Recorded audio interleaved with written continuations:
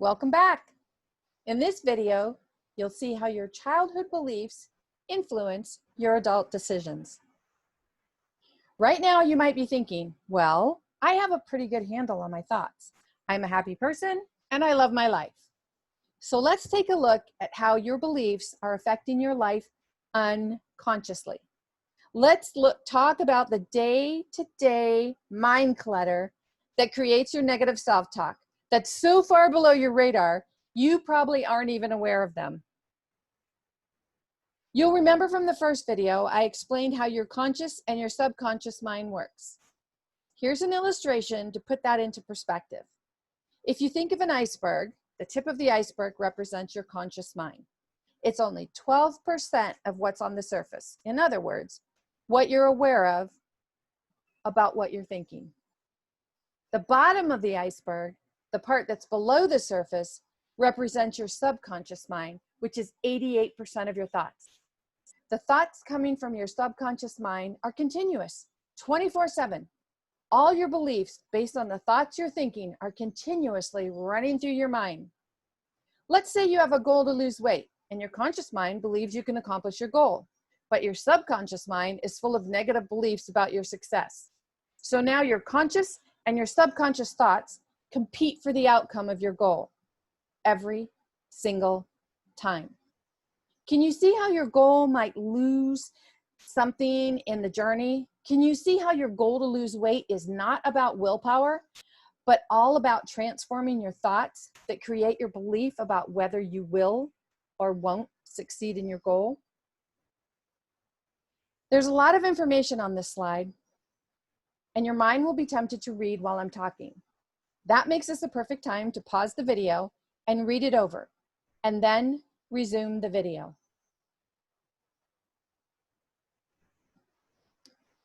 Now that you've read it over, you can see that this list represents just a few beliefs many of us are taught when we're children, as kids. Some of these beliefs might seem harmless. For instance, family is everything. That's a great belief to have, right? This may sound like a good belief to have, but what about if your adult self doesn't see eye to eye with your family, cultures, and traditions? What if you have an estranged relationship with one or both of your parents, or you don't enjoy family gatherings? In this case, your conscious mind that really wants to stay away from the people in your family, and your subconscious mind that believes family is everything, will not be in agreement. Once again, your conscious and your subconscious thoughts are in conflict. If you choose to stay away, more than likely you'll experience feelings of guilt, shame, remorse, or that you're being disrespectful. Can you see why you owe it to yourself to master your beliefs? Pay attention to any of the words on this list that trigger you emotionally. You might be triggered by something you read here, or your own words might be popping up for you in your mind right now. Let your thoughts flow and pause the video to write them down. Don't stop to analyze what you're thinking or feeling. Just let your thoughts flow from your conscious mind. Be conscious, be in a conscious state, and just write. Every thought, feeling, and emotion that this slide is bringing up for you is causing an internal dialogue in your mind. Pause the video, write down what immediately comes to your mind, and then resume the video. If you pause the video, congratulations for taking the opportunity to bring your subconscious thoughts to your conscious mind. Every thought that was coming to your mind as you were going over this list is part of your self-talk. So now that you know you really do talk to yourself, do you know what you're saying? How can you determine if your self-talk is positive or negative? Let's look at some beliefs that could be considered pretty harmless when you think about them. These are all statements that we believe based on blind faith, right? We believe it because we know they're absolutely true. Have you read through the list? Go ahead, take a minute. You got it? Okay, now on a scale of 1 to 10, 10 being the highest possible answer, how positive are you that every one of these statements is absolutely true? I'm guessing you're going to tell me that your number is 10. So let's put one of these beliefs to the test. Let's see if 1 plus 1 really does equal 2. Here we have 2 glasses of water. 1 glass plus 1 glass equals 2 glasses of water. So this holds true with our belief that 1 plus 1 equals 2. But what if I pour the contents of 1 glass into another? I would still be adding 1 glass of water plus another glass of water, but now I only have 1 glass of water.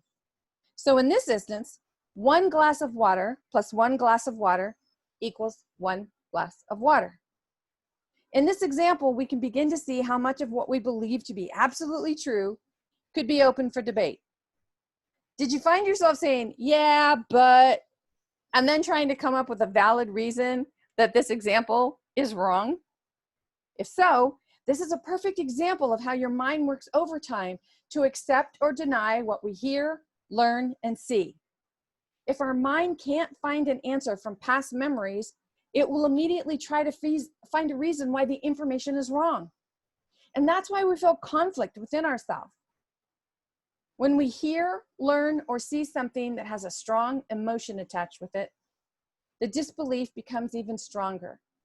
Are you beginning to see how powerful your beliefs are and how they fuel your thoughts and ultimately your choices?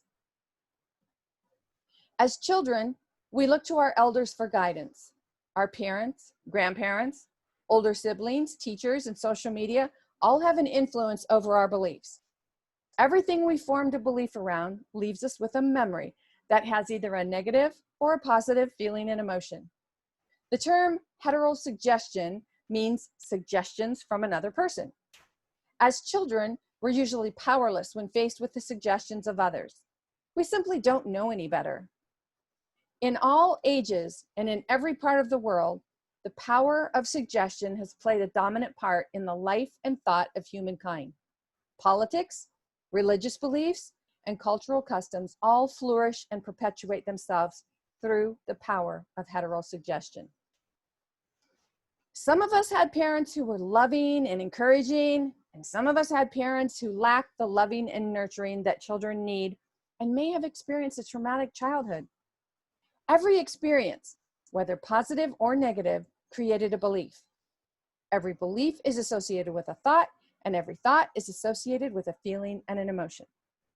So if you had a traumatic childhood full of feelings and emotions centered around abandonment, trauma, victimization, low self-worth, low self-esteem, low self-image, low self-confidence, and lacked a loving environment, these feelings and emotions will continue to show up in your adult life until you learn that you have the power to remove the hold they have over your subconscious mind. Some of our beliefs can be buried so deeply within our subconscious mind that we simply don't pay attention to them. We go through the motions of carrying them out, and our adult self experiences something that doesn't match the belief that was formed by our child self. That creates conflict within the mind. Conflict within the mind is our ego working to keep us from questioning our beliefs. You may be experiencing something you learned as a child that your adult self doesn't agree with. Perhaps it's the way your parents think you should earn your money, cultural practices that you no longer want to embrace, religious dogma, or the frustration of wanting your parents to see you as a responsible adult who's capable of making your own decisions. But you don't know how to manage it without sounding like you're being disrespectful. All of these thoughts are based on beliefs that were created in your childhood. And if you want your adult self to start living your life, you'll want to master your beliefs around what you really want. Dr. Joseph Murphy refers to the conscious and subconscious mind as the duality of the mind. When the conscious mind and the subconscious mind are struggling whether to hold on to or let go of a particular belief. Remember the picture of the iceberg? When we're struggling, it's because of what's below the surface and not easily accessible to our conscious thoughts. When you're feeling the struggle within the duality of your mind, this is where your shadow self, better known as your ego, is attempting to keep you small. Many people interchange the words ego and arrogance, but they don't mean the same thing. Arrogance is when you think you know everything and aren't open to learning anything new, or nobody can teach you anything.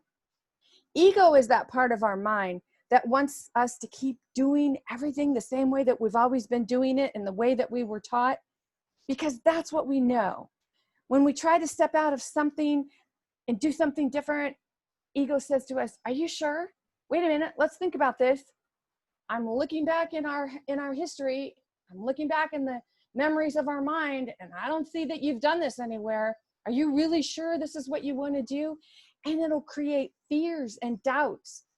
And those bring up the feelings and emotions that we want to ignore. We don't want to have around us, because nobody wants to feel uncomfortable. Nobody wants to feel fearful. We have prior knowledge based on something we've done before. But if it's something that we want to step out of, now we tend to have that duality of that mind, that conscious versus the subconscious. We remember, don't we? Based the what I said, Einstein said, the definition of insanity is to keep doing what we've always done, and all the while you're hoping for a different outcome. This video has given you a lot of information that may or may not be easy to accept. While the information from this video is still fresh in your mind, take some time and write in your journal. What have you learned? How believable is this information? Where do you find your mind resisting? What, if any, of this information seems hard to believe, and why? If you find your mind accepting what you've learned, how can you apply this information to the challenges you were having when you chose to invest in this e-course? Don't overthink your answers. You'll have more opportunities to revisit this information in the following videos. It's important that you take the time to process what each of these videos is bringing into your awareness. Whether or not you find it easy to accept, and the feelings and emotions that the information is bringing up for you is immaterial right now. Just know that you're retraining your mind. And anytime you start something new, just like a new exercise, we want to start gradually. Blasting through these videos and then forgetting about them will only put you right back where you started. This information works if you're willing to make it a daily practice. You don't get healthier just because you read a book or watch a video on how to get healthy. You have to apply what you've learned and make it a daily habit. In the next video, we'll go over the feelings and emotions that are attached to our beliefs.